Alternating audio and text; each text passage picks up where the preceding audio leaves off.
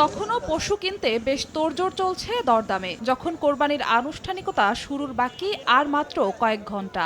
উনি চাইতেছে 90, আমি বললাম 75। কালকে আসলে একটু কম পাইতাম, ওই তুলনায় তো চালাই তো ওই তুলনায় ভালো, খারাপও না। এই গরুটা আমার 160 কেনা, এই জোড়া 320 কেনা, দাম করে সর্বোচ্চ 260 250।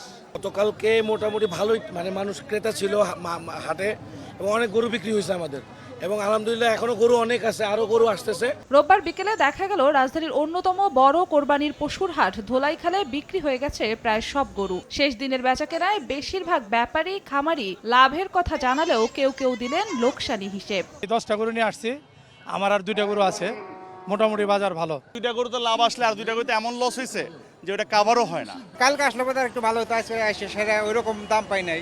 যারা কিনতে পেরেছেন তারা জানালেন কিনে জিতেছেন, আর যারা এখনো ঘুরছেন এ হাট থেকে ও হাটে শেষ সময়ের দাম পড়তির প্রহর গুনছেন তারা। এখন জন্ম সনদ দিয়ে খোলো বিকাশ স্টুডেন্ট অ্যাকাউন্ট, নিজের বিকাশ নিজে কর।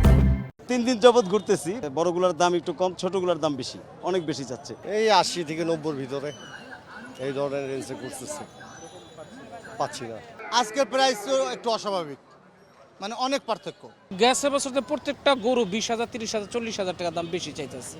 একদিকে শেষ সময়ে ভালো দামে বিক্রির জন্য যেমন রোববার বিকেলেও ট্রাকে করে গরু এসেছে হাটে, তেমনি হাট শেষ বিবেচনায় পরিচ্ছন্নতা কার্যক্রম শুরু করে দিয়েছে সিটি কর্পোরেশন। হাটের কিছু অংশ খালি হয়ে গেছে, খালি হওয়া অংশগুলো আমরা ইজাদার কর্তৃকও কিছু বাস খোলা হয়েছে এবং আমাদের নিজস্ব পরিচ্ছন্ন কর্মী এবং কিছু আমাদের অতিরিক্ত জনবল দিয়ে আমরা এখনই কাজ শুরু করে দিয়েছি।